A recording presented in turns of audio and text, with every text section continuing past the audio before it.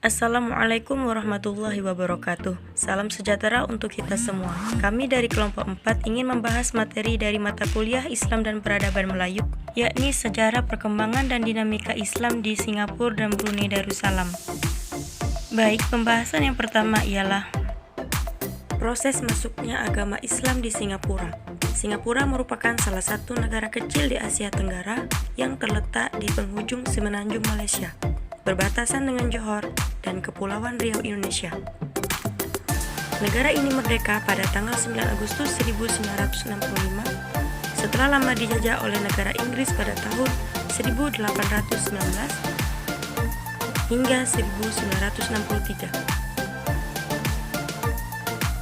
Secara umum, masuknya agama Islam di Singapura tidak dapat dipisahkan dari proses masuknya Islam ke Asia Tenggara, karena secara geografis, Singapura merupakan salah satu pulau kecil yang terdapat di tanah semenanjung Melayu.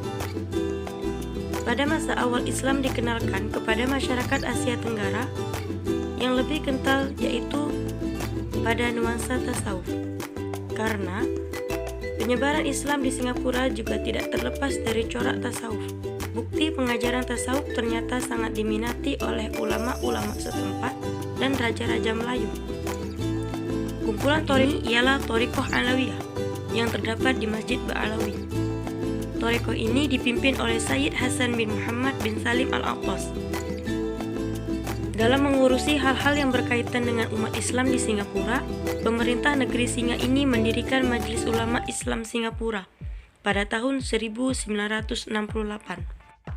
Wewenang badan resmi milik negara ini meliputi pembinaan, pengembangan, serta pengawasan terhadap masjid-masjid, pendidikan Islam, pernikahan, zakat, haji, kurban, sertifikasi halal, fatwa, dan lain sebagainya.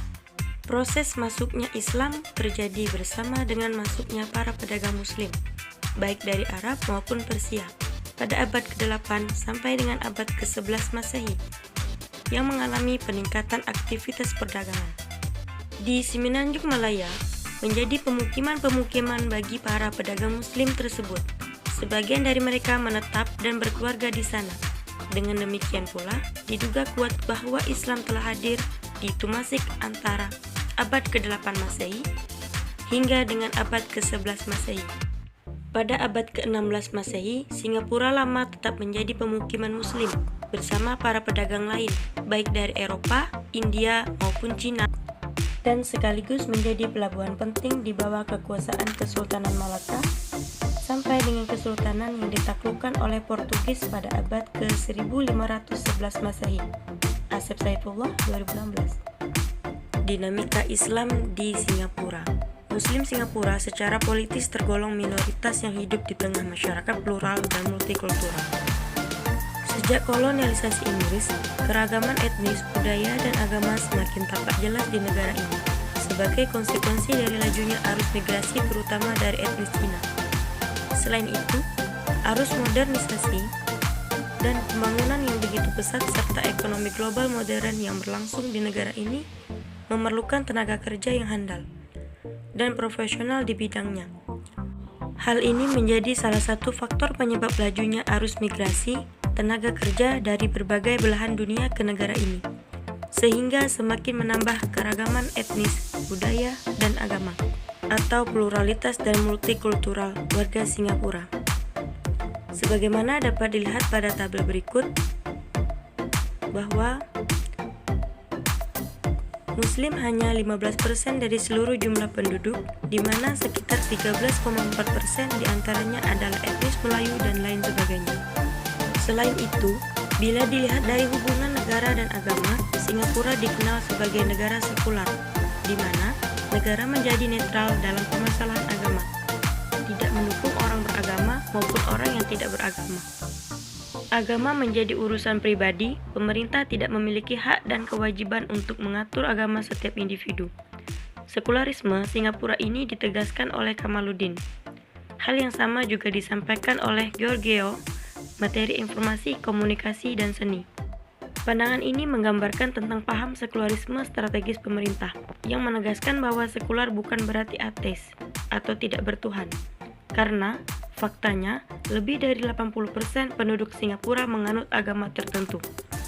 Paham sekularisme pemerintah berimplikasi pada beberapa kebijakan. Misalnya, suara azan yang berfungsi sebagai pengingat dan pemanggil muslim untuk mendirikan sholat. Tidak boleh dikumandangkan melalui loudspeaker. Alasannya adalah agar non-muslim yang mayoritas tidak terganggu. Contoh lain dapat ditunjukkan dari pelarangan memakai jilbab bagi siswi muslim di sekolah-sekolah pemerintah, seperti ditegaskan oleh PM Lee Hsien Loong kepada warga muslim. Pelarangan jilbab dimaksudkan untuk memelihara integrasi dan keharmonisan sosial. Jilbab dipandang sebagai simbol agama tertentu. Mengizinkan muslimah memakai jilbab di sekolah akan mengganggu integrasi nasional, karena akan memunculkan persoalan di kalangan siswa lainnya. Larangan yang sama juga dulu pernah diberlakukan kepada para pegawai muslimah saat mereka bekerja di lembaga-lembaga pemerintah seperti rumah sakit, klinik, dan sebagainya. Proses masuknya Islam di Brunei Darussalam. Islam telah menjadi perhatian Raja Brunei sejak masa lalu. Raja Brunei justru mengutus orang Islam dalam misi perdagangan. Dan karena itu, maka ketika pedagang Islam dari Arab datang ke Brunei, mendapat sambutan dari masyarakat setempat. Selanjutnya, setelah Raja Brunei dikukuhkan menjadi sultan, maka orang Melayu di sana secara luas menerima Islam. Artinya, bahwa peta perkembangan Islam di Brunei berdasar pada pola top-down. M. Sebong merumuskan pola top-down adalah pola penerimaan masyarakat elit, penguasa kerajaan, kemudian disosialisasikan dan berkembang kepada masyarakat bawah. Oleh karena pola top-down yang menjadi pola islamisasi di Brunei, praktis agama Islam di Brunei cepat sekali perkembangannya, karena masyarakatnya sangat patuh terhadap raja-raja mereka. Apalagi, sejarah mencatat bahwa raja-raja Brunei sejak turun-temurun beragama Islam. Perkembangan dan dinamika Islam di Brunei Darussalam. Pada tahun 1991, kaum muslim di Brunei mencapai 64%. Maka bisa saja diperkirakan bahwa saat ini jumlah mereka berkisar antara 80 hingga 90%. Selebihnya 10% adalah Cina yang berprofesi sebagai pedagang atau pengusaha, dan masyarakat campuran dari berbagai negara Eropa yang bekerja di Brunei. Peningkatan jumlah populasi umat Islam antara 80 hingga 90% tersebut dapat saja dipertanggungjawabkan karena pihak Sultan sebagai penguasa pemerintahan di Brunei, sebagaimana yang berkali-kali ditegaskan, benar-benar menjadikan Islam sebagai ideologi negara. Itu berarti sangat mustahil populasi umat Islam menurun, tetapi justru semakin mengalami perkembangan dari segi kuantitas. Kemapanan eksistensi Islam di Brunei dewasa ini dapat juga dilihat dari bangunan masjidnya yang sangat megah. Sebab Lukman Hakim Hasibuan menyatakan, keberadaan masjid pada suatu tempat menandakan kehidupan masyarakat yang maju.